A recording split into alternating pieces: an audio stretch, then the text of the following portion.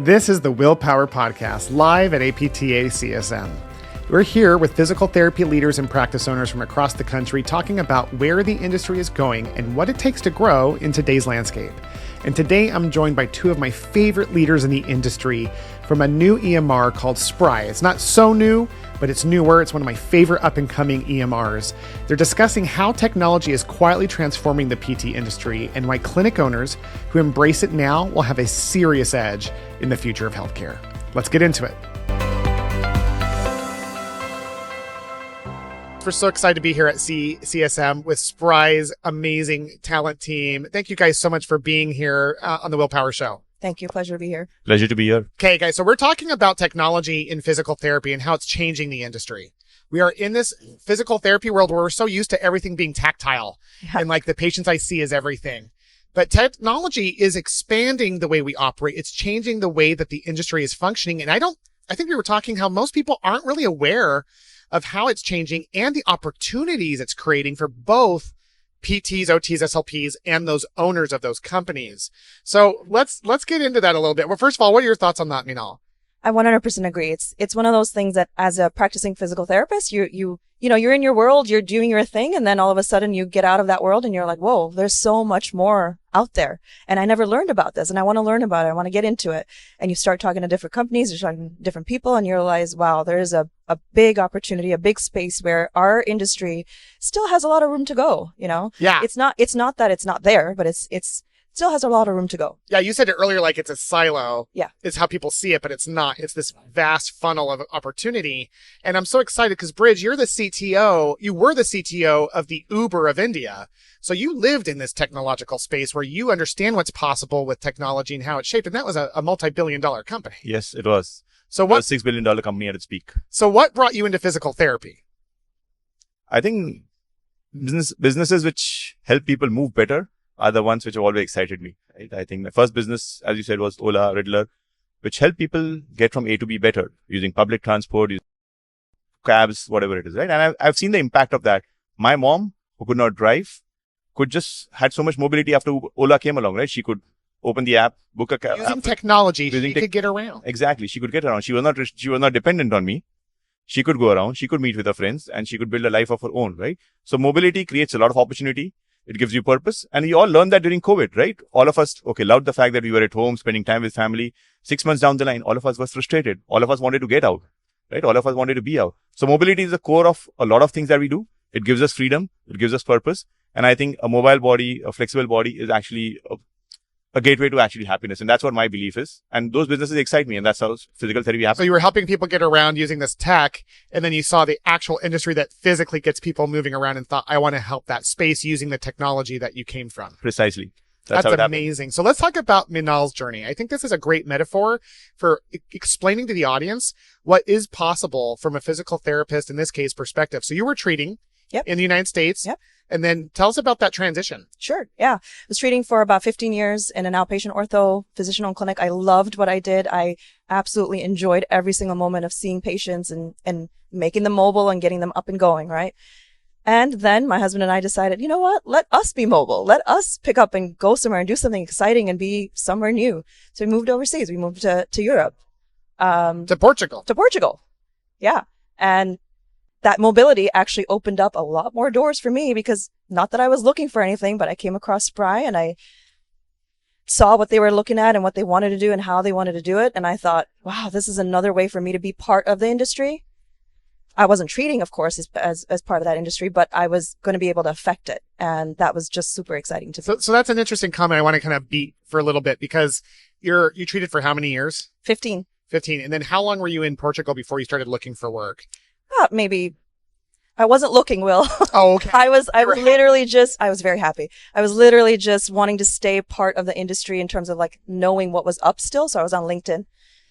So it sounds like you were just kind of like I was clicking around and then I clicked on Spry and Spry saw that I clicked on them and technology wise, they contacted me and was like, hey, and then we hit it off in terms of what their values are and why they wanted to do what they were doing. And so we were analytical from day one. We saw Minal click because she's on the physical therapy space. She might be interested in using Spry and we reached out to her. Oh, are you interested in Spry? She said yes, but in a different context.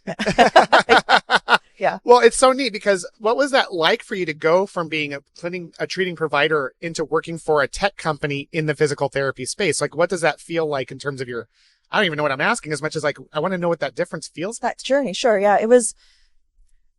It's about bringing my systems thinking, which is what we do when we're in clinic, right? We are talking to patients. We're working in a systems process, but it was about bringing that together with what they were thinking in their systems process together.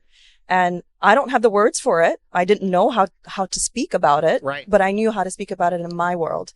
And then bridging that with what they were doing, it was this vast, I felt like I was a kid again, learning. Okay. So quickly, so fast, and it was like soaking it in because it was making sense to me because it's the industry that I love to be in. And they were speaking the language, but in a different way. So as soon as he would say something, I'm like, oh my God, yes, that's exactly what I've been trying to say, but I didn't have the words for it. Since then, I have better words. It's been 3 years, so I have better words for it. But I'll tell you, the most exciting thing, the biggest reason why I've stuck around and I will continue to stick around is that I still get to talk to clinic owners every single day. And I get to not only hear about their frustrations, but I also get to help them out of those frustrations. That is the difference maker for me. One of my favorite things about Spry is the customization. And we'll get into that later, but it sounds like you're leveraging this technology in a way that Bridge did back with, he was using that mobile app to help create mobility within private practice owners' worlds. Before we move on and talk more about like technology, I have to ask, I mean, Bridge, I want you to be 100% honest and don't hold back. What are the pros and the cons of hiring a physical therapist to work in a technology company? Don't hold back, Bridge. Don't hold back. I'll go with the pros first. I think that would be important. Yeah. I think it gives us guardrails, right? We as technologists. Guardrails? Yeah, it gives us guardrails, and it's important to understand what's happening in the clinic. Like, you can have a worldview, what we call as blue sky thinking. And technology people like me are guilty of that sometimes, right? We don't understand the ground realities, and we have a point of view of how that should operate, right? How that thing should operate. And we try to impose that on our customers or on our stakeholders, right? Someone like Minal is the guardrail, right? There's a guardrail that this is okay, this is great, but there is a pathway to get there. And she will show us the path to get there, right? I see. Because she's from the industry, when you guys are saying, here's the end in mind, as you're traveling that journey, she'll provide that feedback that helps make decisions that keep you within the lane that's congruent with the physical therapy mindset. Exactly. What's happening on the ground. The second, I think, most important thing which I have learned from her and where she plays a big role for me is someone is evangelizing for the therapist. I, as a businessman, as a founder, can get carried away by what the clinic owner wants, right? Because eventually he's the person, or he or she is the person I'm selling to. We can get carried away by the RCM revenue uplift that we're getting, right? Right. But all of that does not work until you have therapists who are happy with the platform. So who's evangelizing for them? Like, you look at the bigger picture, okay, the transition should be easy. The clinic owner should buy into the product. Once they implement the product, they should be making more revenue with the RCM processes. But the therapist, who's thinking about them, that can get lost on the radar, right? When you're looking at the bigger picture. She brings that to the fore. But this is what we should be doing to the therapist, right? And Bridge, if you're doing this, bypassing this step, then that's the wrong thing to do. We've had our differences. That's where the cons will come in. But we've learned to embrace that. We've learned to absorb that. We build a culture where the tech team, the product team listens to what the clinical team has to say. She's one of the clinicians. We have around 8 clinicians in the team, right? So we understand the perspective. We bake it into the product. There are disagreements, but essentially we hit the middle ground, right? And it's in those disagreements where the resistance is like sets the soil for growth, right? Like, it's the stormy weather of that soil actually makes the earth fertile for that growth. So for you guys, as you're going through that journey, I can see there'd be a natural resistance point of technology going, we want to do this. Yeah. And the clinical side saying, yeah, but we can't. And there's probably overcorrections on both sides, I'm sure, from time to time, where it's like, maybe if we stick too much on that clinical mindset, we're not going to actually hit the goals we need. And if we're too much on the tech side, then we're going to lose the humanity of it all. So yeah. So what's challenging about it? The challenging part is, obviously, the way Spry has been built, and we're not talking about Minal specifically. I'm just talking about any clinical challenge, right? The way Spry has been built is, we are never going to impose what you want to do, right? You tell us what you want to do, how your workflow should be, how you should run your clinic, and we'll make it happen for you. Where sometimes it gets into a disagreement with where the clinical team has their own point of view. The client is doing the wrong thing here, or they shouldn't be operating this way. I said, that's not our business. Like, that's their business. Or this is a fuzzy area that we should not be getting into. And again, if it's fuzzy, there's no right answer for how to get about that, right? And that's some of the disagreements. If a client is too demanding, which does not agree with her thought process, I can see her getting passionate and personal about it. Okay, we'll not do this, or we should not work with this client. I said, no, it's a client, right? And as philosophically, we are happy to work with every client, and we cannot dictate how they are supposed to do their business. We are supposed to enable them doing the business. Those are some of the disagreements we've had, and we've learned. I'm glad she's learned to live with that. I've learned to live with that, and we've found a way forward. This was a really good answer. Yeah. I was surprised. I didn't know if it would really get an answer that had meat, but that was true. I can totally see clinicians providing that angle. And that was hard for me when I had my billing company, when I started in the black 5 years ago, because I had my billing team who used to be my employees at my physical therapy practice. So they were trained on compliance. And now we're a billing company, not a compliance company. And you see their volume of work versus what they're billing. And at times they're doing things that are wrong. Yeah. And like, they're like, what do we do? I'm like, nothing. Yeah. I don't want to confuse our relationship and become a compliance company. I said some of those clients I was able to coach because I was coaching them as well. So that was, I had some insight, but yeah, it's really hard. There's a fine line. It's a fine line. It's a fine line. The ethics and growth. And more important, passion, right? Her passion reflects in what she says. And passion is a two-sided coin, right? I think it works many times and sometimes it doesn't, but it conflicts with the business. And that time you have to take her aside and say, Minal, we as a platform have taken this choice that we are not going to be dictating these things, right? And let's figure out the middle path. Let's figure out the middle grounds. Let's go and talk to the customer together. Let's not do this in isolation, right? And those are some of the difficult conversations we've had along the way. I'm having a fun time with this one for sure. This is one of those conversations where it's just like, yeah, I totally see the whole side of it. He's right in the fact that we've learned I've learned as to why that fine line exists. Yeah. And it's always going to exist. It's not like it's going to go away. I am going to still be passionate about it, but I've also learned to look at it from the other perspective. And that's the piece that I guess, as you asked me earlier, like what's been the journey of it? I've learned to look at our profession more than just how I was looking at it. There's a whole other side to it. Business, growth, scaling, all of that I, as a clinician, a treating clinician, I wasn't aware of that side of the business or the industry, right? And so this is bringing it on because I'm seeing, one PT provider clinics on board and 50 PT provider clinics on board, and everything in between, and how they run their businesses is vastly different. And that perspective now I can go in with when I see fine lines that I'm like, I'm not sure. Yeah, he's right. I don't mince on my passion about it, but I understand why it's there and what's coming from. So as a workaround, we create two channels for every customer. One is where the customers are there, and the other is an internal channel.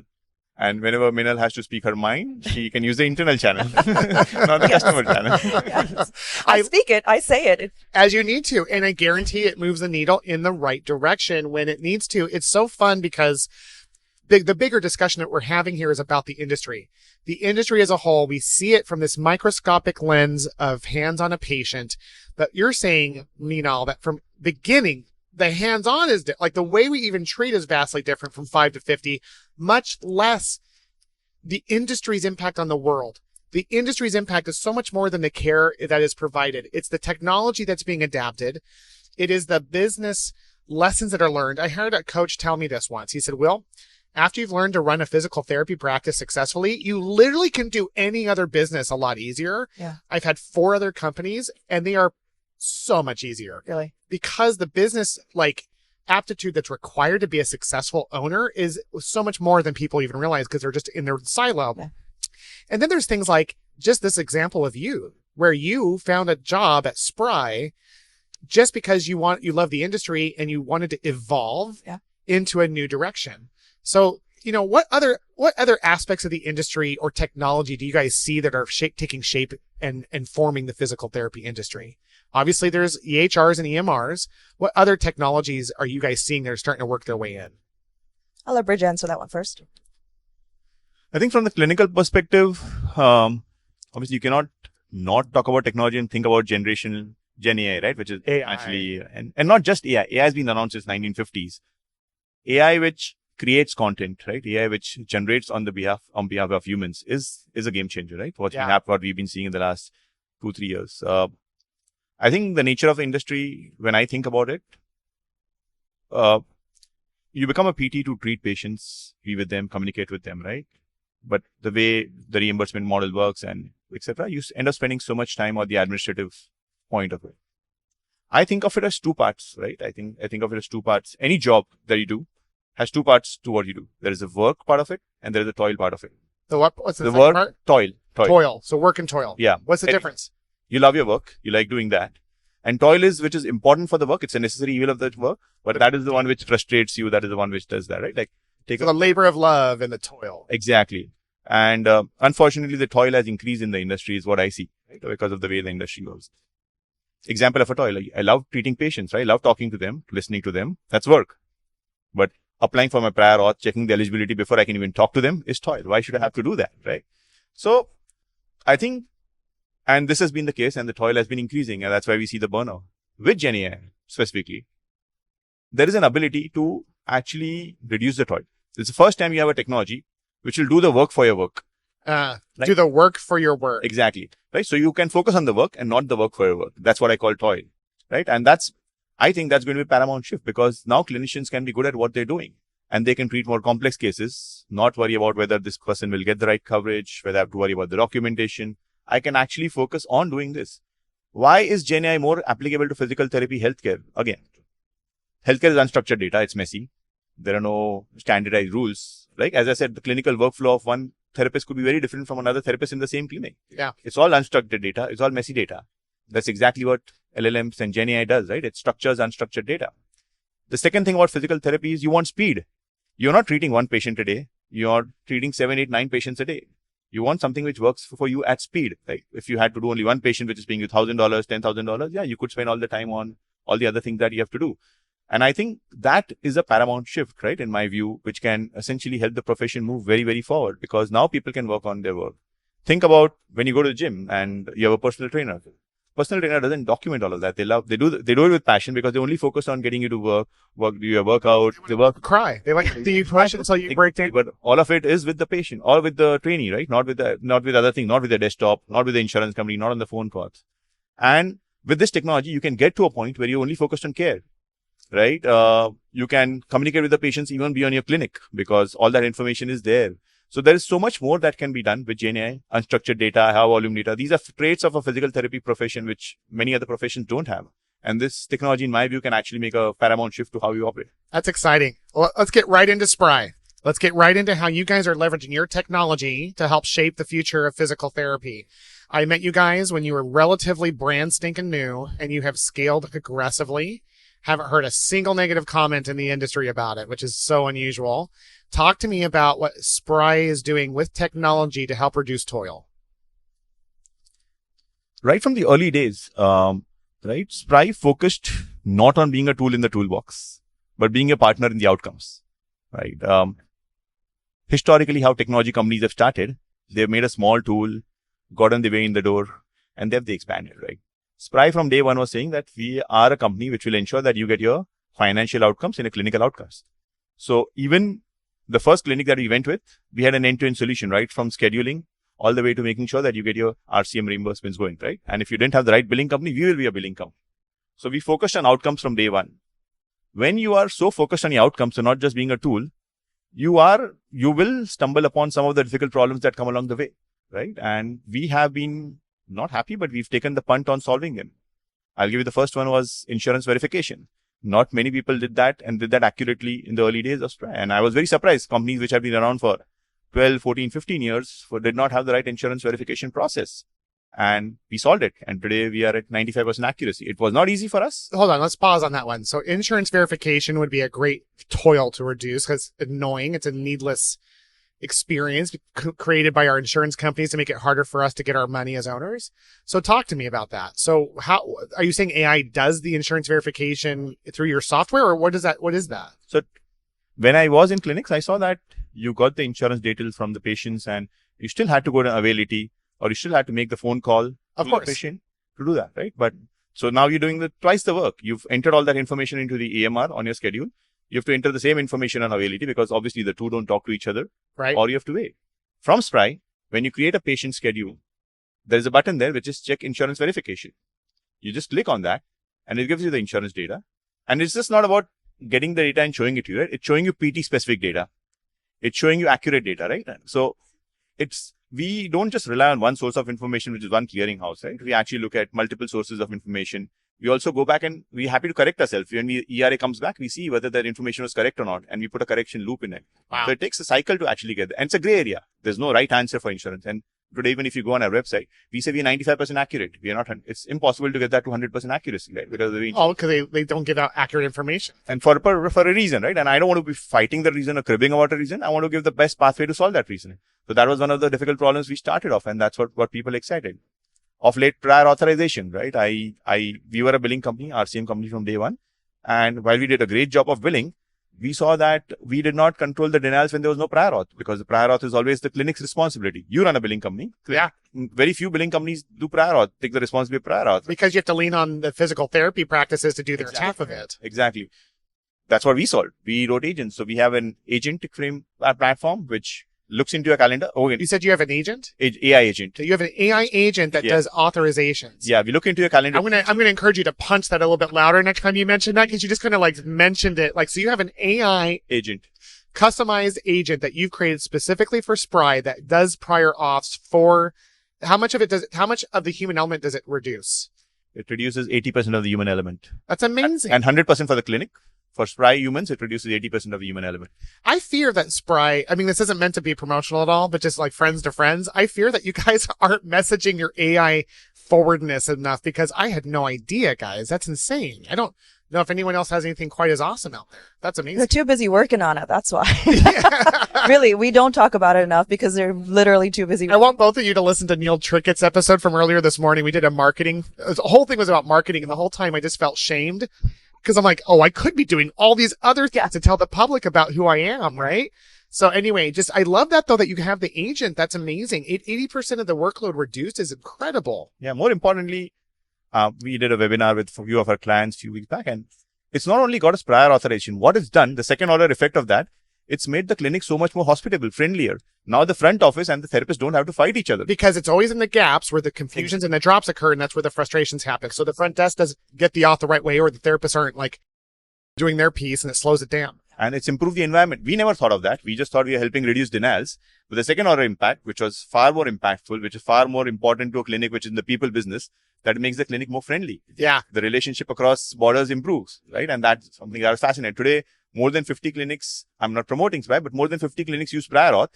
And we've not had major issues with that. And that's phenomenal. It's the human side of it that it actually helps with, right? So yeah, they fixed the text part of it by putting this AI agent in there to do that. Yeah. But the outcome is the human side of it, where the patient and the clinic have this relationship that is not going to be affected by the business side. Keep seeing each other, interact. It just makes it more fluid and automatic. But from your perspective as a clinician, what do you see technology? That was a great segue into this. How do you see technology making the life of the therapist easier, like through Spry in your case?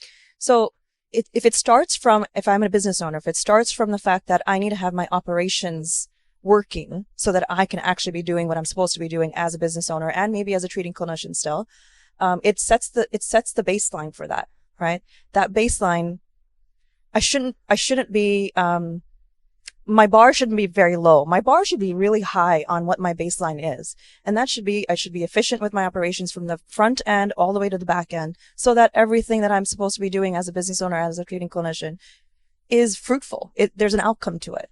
But if there's not that, smooth process, then I am stuck, and then I am no longer able to focus on what I need to be focusing on, which is maybe marketing myself or getting patients in the door or whatever it is, right? Because I'm just stuck with this problem of insurance verification. I can never get insurance benefits correct. So now I have to hire 2 people to get this done. And then if they ask the right questions on the phone or not, but with a click of a button, I'm getting accurate information. There are companies out there, of course, that are doing insurance eligibility, but it's not to the NPI level. We're going down to the NPI level. So whether you want to get PT benefits, you want to get chiro benefits, you want to get massage benefits, OT, it's at that NPI level. So if I'm a multidisciplinary clinic, yes, what I need to understand from my PT side of things, the OT side of things, the speech side of things is very different when it comes to insurance verification, right?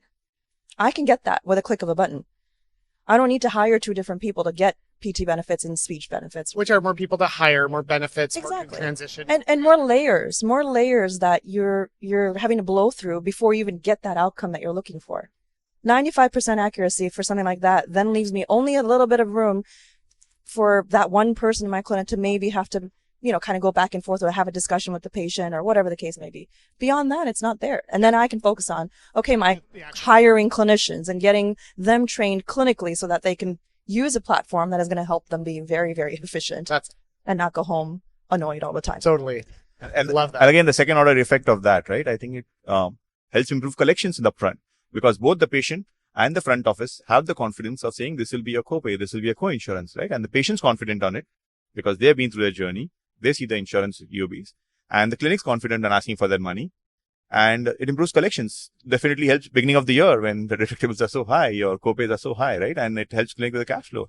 And I understand the 5% is the gap, but what do? You institute an easy to manage refund process.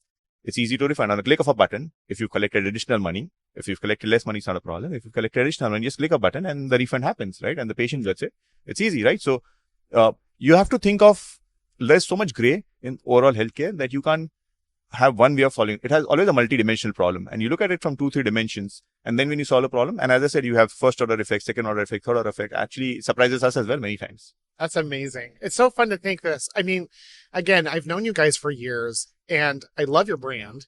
I didn't know how you guys are so founded in tech. Like, I think that's significant. I think there's a lot of companies that have come up, and there's a lot of good companies that are out there in the EMR space. I think from a tech's perspective, you come in from a different angle. I really see this like high level of technology forward integration. It's exciting to see what you guys are bringing to the table. And I wonder what's next. What's next for Spry in the future? Is there anything you can share that's coming down the road or anything you're excited about? We're going to Bridge on this one. Yes. The CEO. Yeah.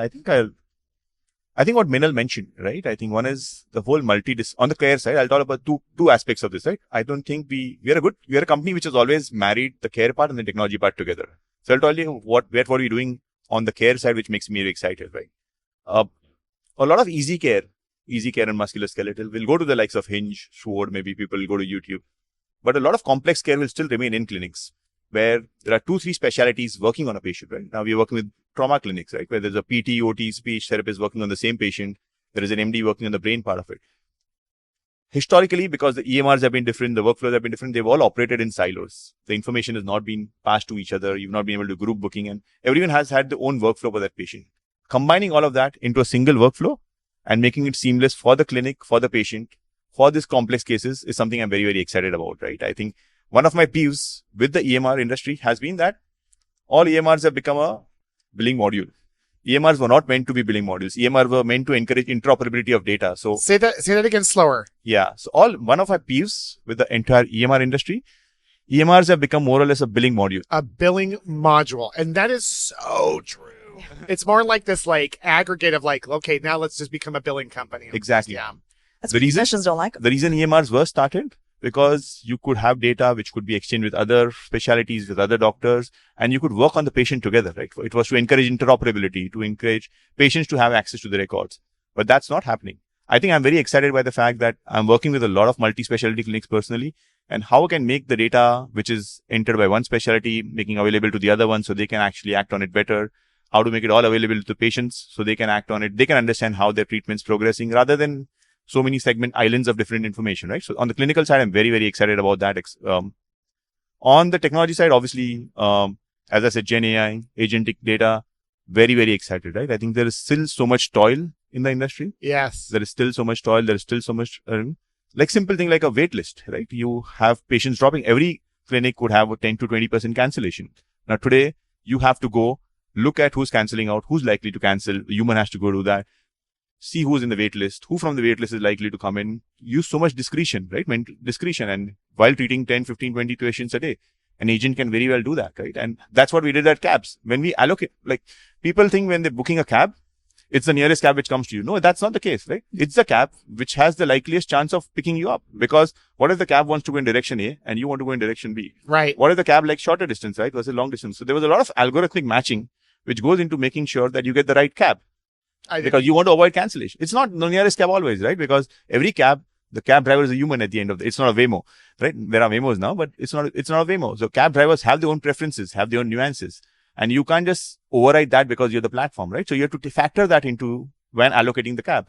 Similarly, when you're doing a wait list, you can't just say, okay, this person has been on the wait list longest enough and this person needs to be in the schedule. What if it's not matching their schedule? What if they have a different preference?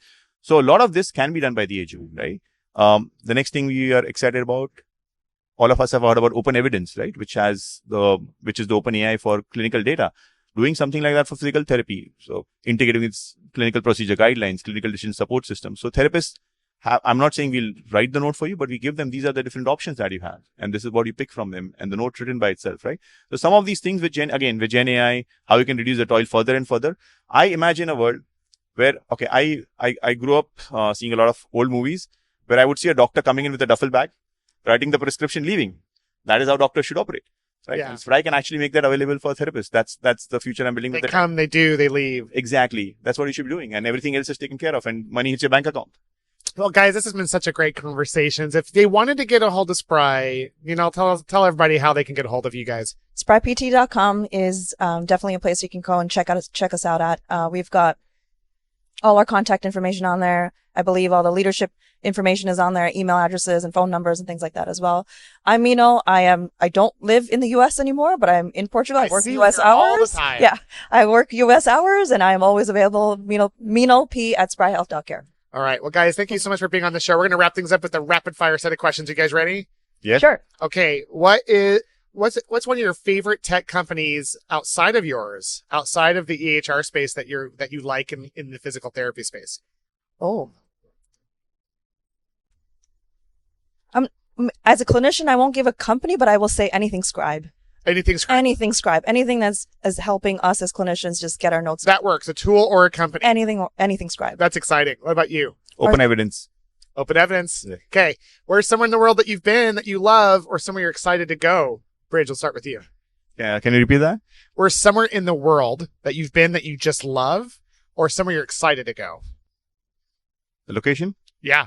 San Diego. That's where I lived. That's where I learned all my trades. It's one of my favorite cities on the planet. I love that. What about you? Gosh, so many. How can I? You've been around. I want to go back. I want to go back to Where? Zambia.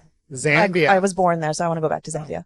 Did you know I was in Zambia? Yeah, we talked about. We did. I thought so. We bonded over this. We had a whole Yeah. Okay, so very cool. What's a book, a movie, a band, a podcast, something that you've consumed? It can be entertainment only or it can be educational. What's something you've consumed that you enjoyed recently? You would have thought these would be the hard Yeah. I consume a lot of Spry lately, so that was the first thing that came into my head. No. I've listened to a lot of Coldplay lately. I don't know why. I don't know why it's been just on repeat. I went to their concert. So did I. A year ago. Yes. It's the best thing I ever did in my life, I feel like. But that concert was one of my favorite concerts ever. It was mind blowing, but for some reason it's been on the radar again, and it's just been nonstop. Love that answer. Yeah. How about you? The book Psychology of Money by Morgan Housel. That's the second time someone's mentioned that book on this podcast, this CSM. It's phenomenal, right? In a world so obsessed with capitalism, money being thrown, $1 million, $1 billion, $1 trillion, right? It just gives you the right perspective. I'm not saying money is important. That's what the book tells you. Money is very important. But how do you think about money and how that everything we do at Spry, everything I do in my personal life actually comes down from there, right? I think interesting how you relate to money and that connection. All right. Well, guys, one last question. I would love to know, is there someone in your family that has had a significant impact on you? A parent, a child, a grandparent? Is there someone who believed in you? And I just want to hear if there's someone that comes to mind. Mom. Your mom? What? How so? She's just an even keel. Anything can be done whenever you want to get it done. Just go for it. Don't stop. Just do it. Don't think about it. Don't put too much logic into it. Don't overthink it. Just go and get it done. And if you succeed, great. And if you don't, that's also great. Where does she live? Toronto. Oh, that's amazing. All right, Bridge, what about you, bud? My late maternal grandmother, I think I call her my nanny. My parents separated when I was 1 year old, and my mom moved in with her parents, right? And I think she protected me. My mom had to play a dual role, mom and dad, sure. But my grandmother, maternal grandmother, she protected me, she cared for me, she safeguarded me, she believed in me, right? And I've seen other kids in a similar situation not do the right things, get astray. I think she kept me grounded. I think more importantly, she believed in what I was. She backed me, right? And I think that played a big role in what I was. She's no longer there, but yeah, I think a lot of what she told us, how she nurtured me plays a big role in how I think about life. It's amazing. I love that question. I always finish with that because I always love to see the real human heart of the people I'm with. And you see the impact of the love of a grandmother and mother and how it turns into this company that is now solving problems. And there's no way to determine or predict the impact and ripples of our love for each other. So I'm so grateful for both of you. Yeah, and just like to end that, I think she could have used this the most. As a kid, she had a bad fall and she had a history of fractures. Right? We had to eventually replace her tibia, and I've seen her on the bed I don't know if that's made an impact on me playing a physical therapy, but I've seen a bedridden with a fracture, with a cast in a leg for months and months of time. Oh, well, you've got personal reasons for doing what you do. Maybe it just occurred to me right now when you talked about it. Wow. Well, guys, thank you so much for being on the show. It's been such a treat. Thank you. Thank you, Will. It's been great here. All right. Yeah. And thank you guys so much for tuning into the Willpower Podcast. As always, my name is Will Humphreys. Remember to lead with love and to never give up. Until next time.